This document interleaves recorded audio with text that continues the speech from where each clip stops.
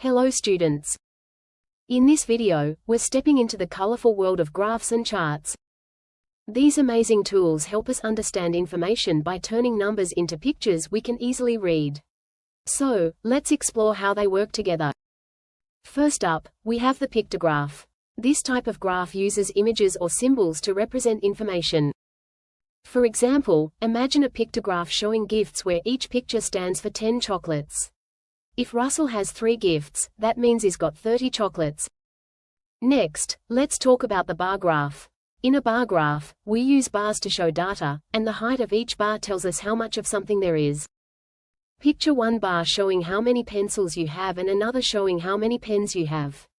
The taller the bar, the more you've got.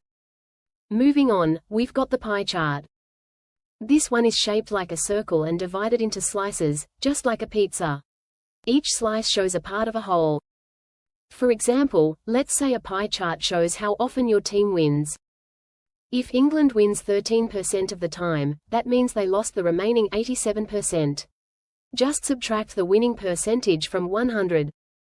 See how graphs and charts make understanding data so much more fun and easy.